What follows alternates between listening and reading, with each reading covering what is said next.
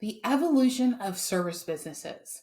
And I want to dive into this topic right now. This is a timely topic to share with you specifically those established businesses that are trying to figure out what to do 2025 and beyond.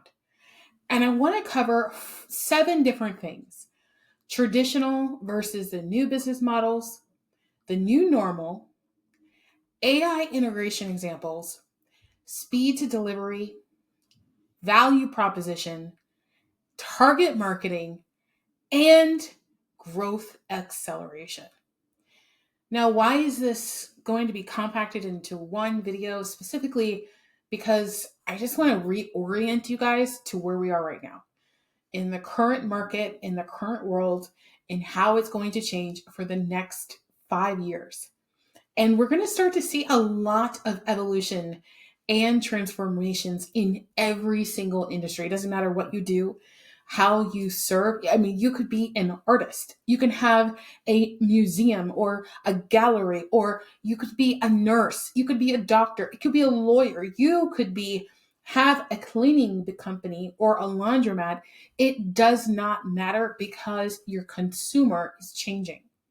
And a lot of this we saw really in COVID, right? We saw a lot of transformations in COVID. I mean, the entire world was required to just lock down. And I'm not afraid to talk about it because it's a part of our history. The pandemic was a really big part of our history, and it's going to impact the kids' generations to come about what can actually happen, how to prepare before you actually need to be prepared, how to think more strategically about moves so that we're not always like stepping into this FOMO idea where it's like we're just going to kind of fear of missing out on this and this and this and this and this and not having a strategic plan on how we're going to win. Because I don't know about you, I want to win. I want to make sure you guys win, but you got to actually want it for yourself and know how to accomplish that. So this is what this video is about. And what if I told you that the service business that you're running today could be twice as efficient, reach 3 times the client, and generate 5 times the revenue, all while working fewer hours? Sound familiar? This is what you hear everywhere. And it's hard to really navigate through the noise to find actual valuable content that's going to move the needle in your business. I know this because I'm in your shoes too, growing and scaling business and helping other businesses grow and scale as well. In my consulting business, I help entrepreneurs start, scale, and then diversify their revenue streams as well as systematize. And it requires me to have really frank conversations with business owners who are just thinking to themselves, well, what if we do this? And what if we do that?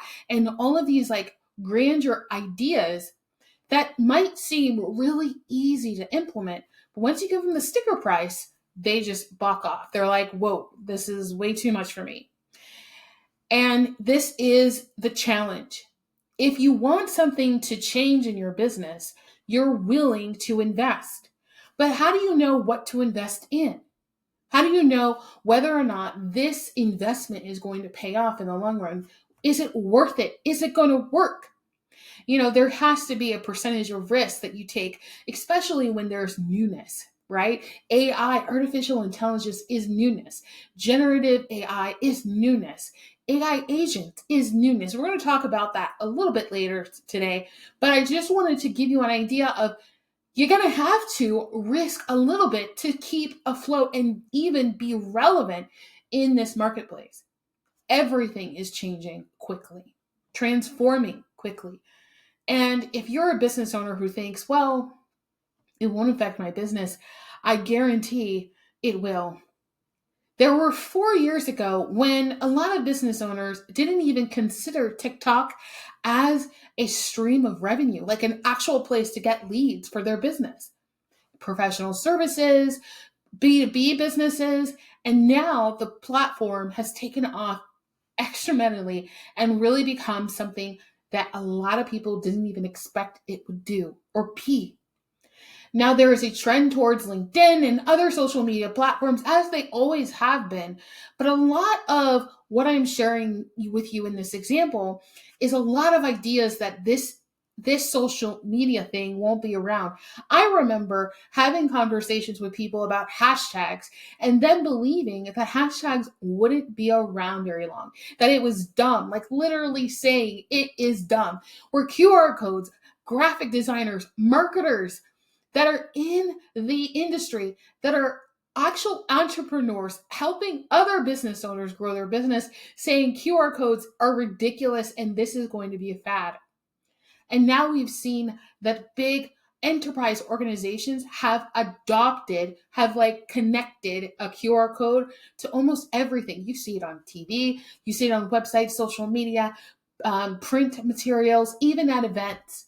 QR codes are everywhere, and there's no end in sight for it. So, what I'm sharing with you today is how is it going to fit in your business, and what is the amount of risk for your business to step into the new normal. You see, a lot of things that you do every single day. I had a conversation with a friend of mine who runs a multi-million-dollar advertising company, 8 figures, and is very successful. And they actually have expanded their business to other states. And we were having coffee and just talking about business in general. And we were going through different AI tools that had started popping up here and there. And one of the things he said to me is that the same business that he used to have around videography, animation, even slide development, pitch decks, actually has dwindled significantly because of AI. And worried as he was, he really just thought, I need to fight this. He thought, well, they don't understand that there's value in what we do. And that, yes, they need to pay the 5 and 6 figures for us to do it because we're the experts. And even though that might be true for some situations, it is starting to dwindle even more. You see, I'm not sharing you this content to scare you. I'm sharing you this content to get you excited. This is an opportunity for your business to evolve. So if you are an advertising company, a videography company, a graphic design, copywriting company, it is time to evolve right now and step into this new world where your consumers are expecting value. You see, people are always going to connect with people above technology. But there is this imperfection that people have that AI doesn't yet reveal. There will always be some type of like level of revelation there. However, people are so excited about the speed of delivery, the cost, the lower cost, the higher profits. This is not just a capitalist thing. This is a movement for all entrepreneurs. This is making it easier for people to be entrepreneurs. And you might say to yourself, that's going to make the marketplace way more competitive. Actually, it's not. Ironically, you might think that, but there goes back to this law, this universal law that states price is law. A square root of any number is 50% of its productivity. So let's say you have 100 competitors in your market. Only a quarter, a square root of that is actually something to really care about. Half of the productivity. So out of 100, you might just need to narrow your focus to 10, if less than that in most instances. And so it's not that you're going to have more concern for your competition. You just have to get better at what you're doing. You have to stay abreast and updated. Your business can evolve with the times. One example that we all are familiar with, for the most of us are familiar with, is Netflix and Blockbuster. Blockbuster was the place to go every Friday night on the weekends. Like, it didn't matter if you were staying home or going to a sleepover. That is what you did in grade school. And I remember just getting in the car with my mom and just like coming home with like DVD sets that we would just hang out with and watch. Or weekends that I do a sleepover with a friend and we go to Blockbuster and get those VHSs. This is totally dating me, but hear me out. Blockbuster was not willing to evolve. Now, I know this for a fact because we had Netflix, which understood that people did not want to leave their house. They were too busy. They understood their avatar and they understood Blockbuster's avatar. And between the two, Netflix was willing to do the work of understanding their market. They went from mail in DVDs, where you would actually put your information in, call or mail in a card, and then receive a DVD in its place. There were dollar movies, right? It was just kind of a dollar DVD. Then it was $5 a DVD. There was an increase in cost depending on where you lived in the US. And now Netflix is still dominating the marketplace and is completely on demand because it evolved with the times. The same thing with Amazon. It started out as a book library. Like you basically just bought books. It was a Books A Million, Barnes and Nobles, on demand, online purchaser, where you went online, you found the title you were looking for by the right author, and you bought it, and it was delivered to your house. Now you could buy anything on Amazon. In fact, I was looking online in Amazon and I could buy a car. I could buy a mini house on Amazon and have it shipped and delivered to me. Why is this so important? Because even as a service business, it is important to evolve into the times, or you're going to be left out and left behind like Blockbuster, who later on, immediately after that transition onto the online world, went completely out of business and filed bankruptcy. Now, I know that probably scares a lot of you, and it should. Bankruptcy is not something to worry, to take lightly. This is a serious situation where all of the brand development, the advertising, the marketing, the teams, the name that you've established in the marketplace all goes away in a split second. And you're no longer that authority that you once were.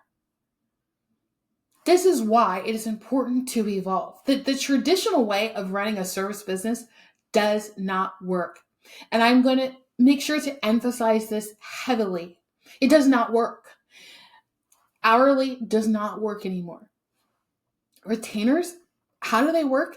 You have to really improve it and evolve it constantly. So you can't tie a retainer to hours anymore because AI can do it in seconds and you need to take days. So what are we doing? We're actually going to be taking one of the pricing models, value-based pricing, and positioning it as the primary and the premier pricing model to use. This is where you get high ticket offers. This is where you actually start to price based off the results and the value of what you deliver. It has nothing to do with your value specifically as a CEO or a business owner or the value of your team, but the results of what you do and deliver. This is the transition. And just like my friend who was just so up in arms and frustrated about the whole thing, he was just like, I am just so angry. I'm so frustrated. My clients don't understand. But here's the thing. They'll never understand. They're not the expert. But it doesn't mean that you can't provide them an excellent experience for what they're willing to pay for. Now, this is a little tricky. Some may say that, well, if you position yourself with great marketing, you can get anybody to buy anything. And then I kind of lean towards the ethical position where they want this high quality, valuable thing. They're willing to pay less or pay more sometimes because they don't want to do it themselves. And is there a way that you can take all of that headache off of their shoulders so that they could focus on continuing to build that relationship with their customer? Now, specifically, I'm talking about B2B, but this works the same for B2C, B2G. It's the same formula. You want the business, your client, the consumer, your client, to actually focus more on the other problems that they have versus trying to solve the thing that you solve. So, how can you make their life easier? How can you make it simpler?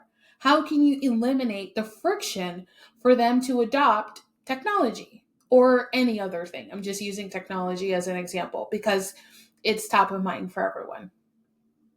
So, going back to my friend who has an advertising company, I said to him, I said, well, you could create offers around the technology and say that it's completely taken care of, maintained, and updated as there is advancements to those platforms and softwares of the industry.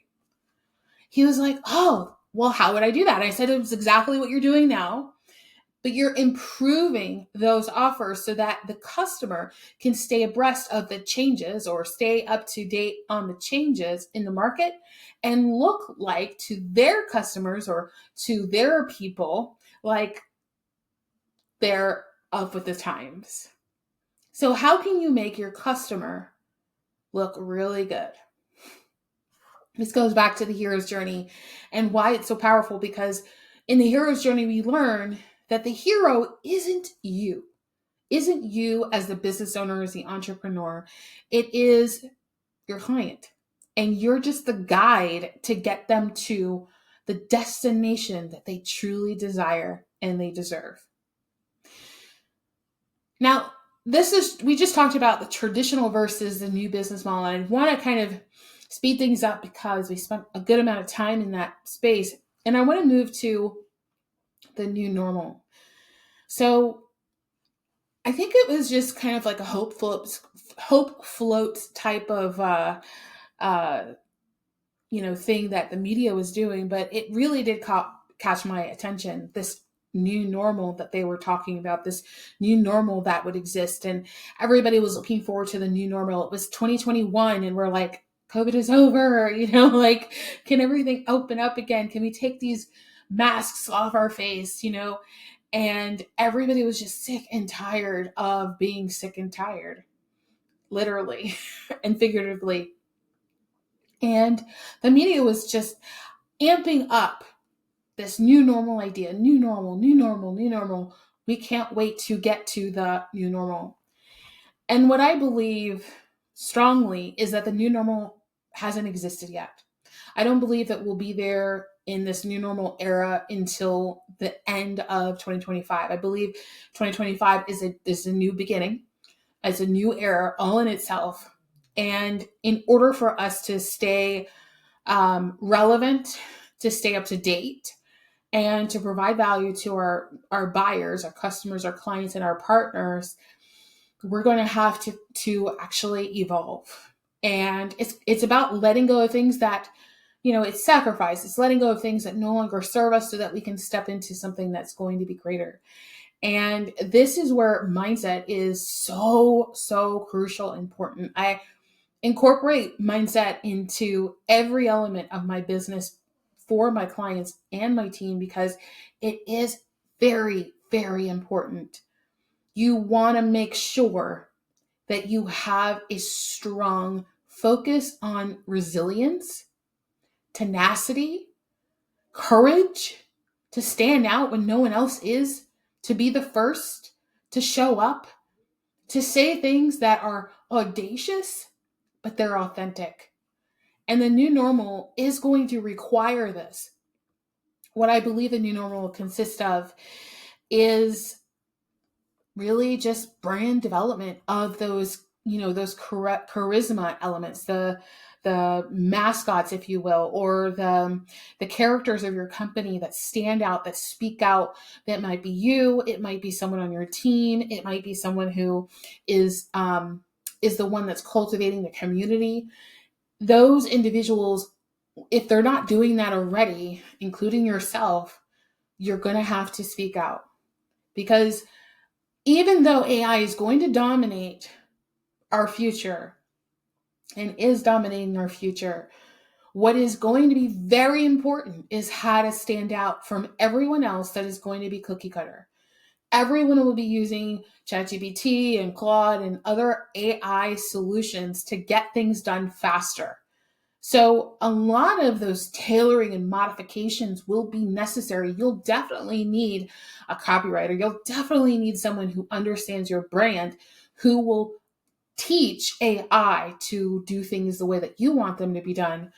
But that personal touch, that part of humanness that cannot be replicated by AI at this time, and there is no, time in sight for that to actually occur, that has to be done by a human being. And that is great news. That is great news. That is how you can, top of mind, really think and ponder, what have you been wanting to say to this marketplace for the longest time, and just say it. And knowing who your avatar is. A lot of people, a lot of businesses that I see on social media, and they have websites, and even in my agency in the past, we've actually had a lot of clients who came in and were like, we want to revise their website. We want to start a new business. We want to scale our business and build systems. And it's like, who's your avatar? Tell me who is the person that's going to experience this thing? What's their pains? What's their challenges? What's their concerns? What's top of mind for them? How do they function? How do they experience things? Where are they hanging out on social media, online, or in person? All of this information is about your avatar, your persona. And it's so necessary, because if you don't know who you're speaking to, you're speaking to no one. No one is attracted to it, because as a business owner, you might have done great up to this point, but boy, has it been hard. And everyone is going to be speaking to your avatar moving forward. It's going to sound so loud. You, as a consumer, on the flip side of being a business owner, you'll start to see advertisements that'll just start to blur in together. And the only way that it's going to really stand out and pop for you is going to be the character that is carrying the message. So how do you utilize a valuable tool to accelerate growth in your business? For therapies, let me just use 3 different examples that ChatGPT shared with me. For therapy practices, the traditional way of running your business is in office only, paper forms, weekly sessions. I mean, physical therapy, psychologist, mental therapist. I got to tell you, there are so many people, so many businesses that are still functioning on paper. I went to my kinesiologist a few months ago, and they have like a process, they have a system. So kudos to them. But everything was a piece of paper that looked like it was scissored cut by someone, Xeroxed little squares that you needed to fill out every single visit. And they took those squares and it was a manual pass to someone in their office. They took that information, they typed it into the computer, they gave it back to you. Then you checked into their virtual digital tablet thing. And then you took that piece of paper to your appointment where it would be signed off. And then you had to bring that paper back when you checked out. And every single time I went, and by the way, I have to schedule another one. I said to my, my practitioner, I said, I can help you guys. I was like, this could totally be automated. This could be way better. It could be something that's on an app on my phone. I don't, I'm happy to pass my phone around or show you or scan it, or something that's completely paperless, but there's a paper trail. Something that could be really easy to implement and doesn't require the man hours to cut pieces of paper or print them out. The cost alone to print paper and ink with a Xerox machine, and then have people make sure that there's somebody manned to do that exchange. I mean, so much money right out the door, because proper systems are not being utilized. There's this fear that if you evolve and change and update, that there's going to be something, that you're going to change the user experience. Absolutely. Every single consumer Every client, patient that comes to your practice is inundated by social media. They're signing up for events virtually. They're signing up for um, virtual virtual or hybrid sessions where there's, hey, let's, how you doing? Okay, I'll see you next time. And it's all in their phone. It's all in their phone. Why would they need a piece of paper? There's flexibility in schedule. There's app-based check-ins. There's digital intakes. There is advancements to technology, but a lot of businesses are afraid of it because of the cost. What if you delivered an excellent customer experience and didn't focus too much on the cost? Because the cost on the ROI is that you have a better customer experience than the other 90 practices that are nearby. I love that experience. I love how they take care of us. I love how swift and easy the check-in process is. I love that I don't have to carry a piece of paper that gets stuck in the bottom of my purse while I'm waiting and I have to hold it the whole time and it drops to the floor or my hands are full, right? There's so many reasons why you want to simplify the customer journey so that they feel like you care, that you're putting them first versus the cost. Because I tell you that if you looked up, if you calculated how much it costs to do the toner and the Xerox and the man hours, actual time for labor to cut something and to do the exchange, I bet, I can't guarantee, but I bet you there is tons of money that could be invested into systems that are automated and simplifying not only your life, but your client's life. And the same practice, and I hate hating on them, but like, it is what it is. So there's a lot of practices like this. So the same practice, they would personally phone call me and personally text me. I always got a different phone number texting me to remind me of my appointment. So just this professionalism, this level of profession, there's a standard that is evolving. And so if you don't evolve with the standard, you're going to get left behind. So here gives another example is personal trainers.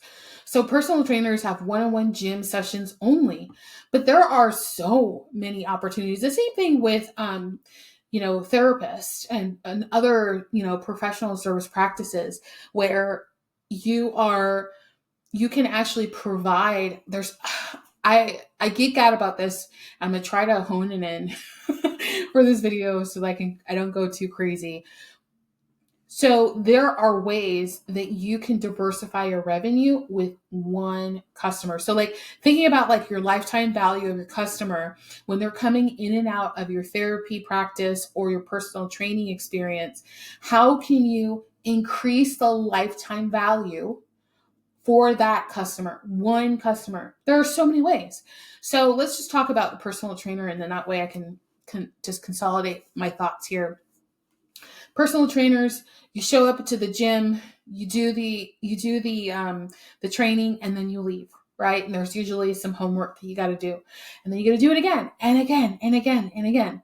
What if there was a way that you can incorporate other elements into the experience to improve and advance their results? Maybe it's mindset checks, like wake up, here's your water intake. Maybe it's food recipes. Maybe it is supplements or things that you can increase and add to their lifetime value. Now, they don't need to be all products that you provide. They could be affiliate programs. And I'm talking not about like having in a course, but literally a Word document or a Google Doc that has links to affiliates. And you just say, here you go. Or you could do a subscription base for water or recipes or one flat time fee. There's so many things, gear, equipment, socks, shoes, sneakers. There's so many things. I wish somebody would tell me, because I need comfort in my feet, and there are some running sneakers that are awful for me, awful. And I had to ask a physical trainer, which ones are best for me. They're like, oh, well, because you have white feet, this is the best one, da da da da da da, and all these things.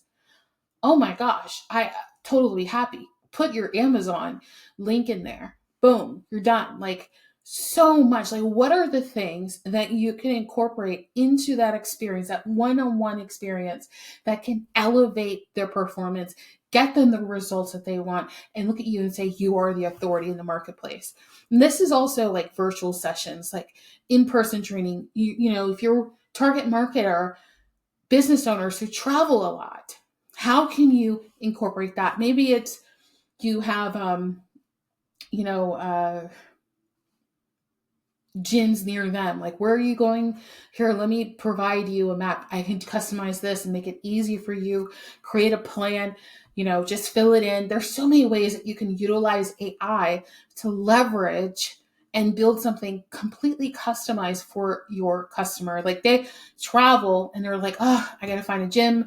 I got to figure out what time I'm going to wake up. I got to figure out what to eat and and all these things.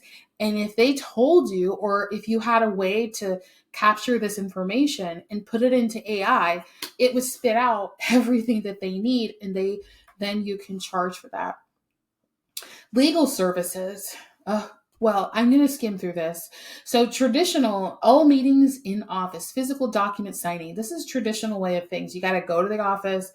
Oh my goodness. To coordinate everything at sometimes it's like, I can be there and then you got to wait and and you're like, this is my life. This has been an experience in the past for me where I hired or, was shopping for an attorney and had to wait, and I'm just like, I have a meeting in an hour. Okay. Why are they running late? What a mess. But now there's virtual consultations. There's email signatures. There's client portals. So valuable to increase the value of what they're paying for. It's not just like, come sign the paper. Now you're giving them a portal. Now you're giving them a resource for them to refer back to, somewhere that they can comb through messages that your interactions, correspondence that you've had with them.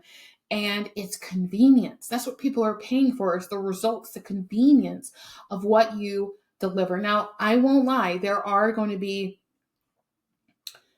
is going to be a shift in industries, specifically in the creative industry, websites, graphic design, videography, copywriting, where there has been such a high demand for it. I believe this is just, prediction.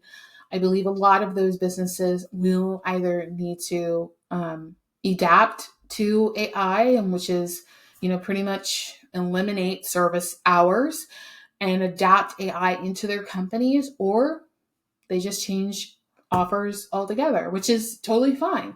There are going to be many of those, because this is just an era that's ending. It, just like any era that has ever occurred before, there is a beginning and that there's an end. We never always had like virtual assistants. Virtual assistants is new. And social media managers is new. That is a telltale sign that it won't last forever. And so we just need to look at the history of things and see, is it something that's going to evolve with the times, or is it going to change, and do we need to start changing it now so that we can hold on to our client base and not have them, distracted by the prettiest and the shiniest object out in the marketplace? So AI integration examples, I feel like many of you already know what this looks like, but just wanted to kind of gloss over this briefly. AI is crazy awesome. There's obviously ChatGPT, Claude, but there are hundreds of AI solutions that have free and minimal paid subscriptions that you can start using right now to grow your business. In fact, there's going to be a significant push for AI in 2025, and we'll start to see this huge divide between businesses that adopt AI and businesses that hold back to the traditional ways. And honestly, it's just actually increasing more opportunities for those businesses that adopt. So if you're worried again about competition, you got to adopt this valuable thing here. So it's not just to help you with production, but it's also customer service, scheduling automation, obviously funnels building and email marketing. There's a lot of resources and ways that you could use AI to advance your business exponentially. Speed to delivery. So this is another one I'm going to gloss over. What took you 10 days to deliver is going to take you 2 days to deliver. And so, how do you charge for that? Well, you charge for time and you charge for results. You want to make sure that it's not something they can easily Google. It's not something that they could do on their own without extensive knowledge. This is why this is a skill that you need to learn now. This is a new skill that we all should be adapting to, is understanding artificial intelligence. And the more that we understand, I'm not saying go become a coder, but the more that we understand about it, the easier it's going to be for us to monetize on this opportunity while everybody is trying to figure it out. Now, value positioning examples, I'll briefly talk about this as well. I mean, I just talked about it actually. It's, for example, instead of saying our consulting packages includes 10 hours of advisory, we're going to start saying our growth accelerator program helps businesses achieve their first 100K month within 90 days. There's no cost for hours anymore. This is about the results that you're delivering to a client. This is not about how many hours it took you. This is about the results, which is actually a great thing for you, because now you can actually teach your team to do what you've been doing and grow your business this way, right? So instead of just having one person do something, you can have a fleet of people providing the same services at a faster pace with a higher ticket price. So there are opportunities for you to leverage what I'm sharing with you to grow your business right now. You don't really need to add anything else in that other than changing, modifying your language to say less about hours and more about results. This is how you stand out as an authority. So target market script. There's different target market scripts. And specifically, I look at the buyer's journey, or, my modified version of the customer's journey. And the buyer's journey starts with awareness. It's actually in the marketplace. And it's important that you start in the marketplace. Like, what are people saying? And what are your clients saying? There's a difference. What are their challenges, their pain points, their concerns? What's keeping them up at night? What is exciting to them? What's attracting them? What is interesting to them? You're going to want to know this so that you can tailor your message to that audience. Gone are the days having, like selling a service or a product, or, if you're a restaurateur and you have a restaurant, you say, oh, I sell pizza to everybody. Well, that's over. That's completely over. You have to have a target market, whether it's boutique, luxury, office. You want to make sure that you're tying your service or products to a niche. That's going to be really, really, really important. It's a good book out there, bestseller. It's called The Blue Ocean, and I highly recommend that you read that. This is definitely applicable to today's market right now. Growth acceleration case study. So I could talk about this, but this video is really long already. And I'm actually going to just share with you just one example of a client that we've had recently that grew her business fast and quickly by adopting her ways of doing business to the market and what they actually needed. Gone are days that you would spend hours and hours creating courses and products without actually talking to your market. It is essential to go back to the basics of marketing and do a focus group. Ask people about doing a pilot program, doing a beta testing, like go out into the marketplace and find out what people are saying that they want and need and they're willing to pay for. And you want to make sure you back that up with, are you willing to pay for it? And how much are you willing to pay for it, so that you can circle back when it's ready and get them to pay for it. So one of our clients, Ginger, she actually came to me and she was starting a business. And she said to me, I don't even know where to start. I think I need a website. I think I need a logo. And I actually told her, no, you don't need either of those things. You actually need a target market. And she, of course, many business owners would ignore that and completely think I was crazy for saying that as a marketer, as a graphic designer, as a marketing strategist. Like, what are you saying to this person? But this is so essential, because your market will dictate the colors in your logo, the name of your company, everything, because that's how they get to know you. right? I mean, we see that in Amazon, Bank of America, Google. I mean, it's not just like they came up with these names. They were really intentional about how, who, and what they were serving and how they were going to show up and serve them. And then they created the business to serve the people, or the offers to serve the people. So what this looks like is doing a plan, a business plan. When you have a clear business plan, you can scale and grow your business exponentially. So how do we create a business plan? We want to know who you're serving, how you're serving them, what is the offer you're providing to them, what is the volume of sales? So like, how often are you selling? Are you selling a one-time, recurring, your membership, subscription? Like, you need to know that. The cost, and you also need to do your market research. So your SWOT analyses, strength, weakness, opportunities, and threats in your market and of your company. So I call this the 4 C's. The 4 C's stand for your company, your clients, your customers, and your competitors. Why is it important to do a SWOT on your customers and your clients? Because they are different avatars. They're not the same. They might want the same thing, but they want them for different reasons. Clients, they want to be a part of a community. They want to just be a part of this experience. Customers, they just want a piece or a portion of what you do, and they go back to building whatever they're planning to build, and you may or may not see them ever again. Partners are so important, a part of this equation, but it's not important to do a SWOT analysis on them yet, because on the other side of that is your competitors. So the 4 C's includes your competitors as the third one, and your company. So your competitors are going to be important. But here's what I'll tell you. Do not do a SWOT analysis on a company that is your size. No, you want to do a SWOT analysis on a company, on several companies that are steps ahead. Like, if you're at 6 figures, you want to do one on 7 and 8.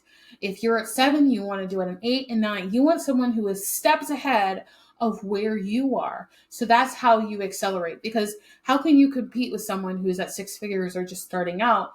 They haven't figured out a lot of things. So you're just going to be spinning your wheels like they are, versus understanding what's working in the marketplace and modeling that so that you can accelerate your growth exponentially. That's what I have for you of value today in this video. I hope that this really serves you, blesses you in all different ways, and really helps you start to prepare for the future, because this is an opportunity to grow. I mean, this is the transformation that we all are looking for and expecting to have in 2025 and beyond. And I'm so glad and grateful to be sharing this valuable information to you right now. I'll see you in the next one.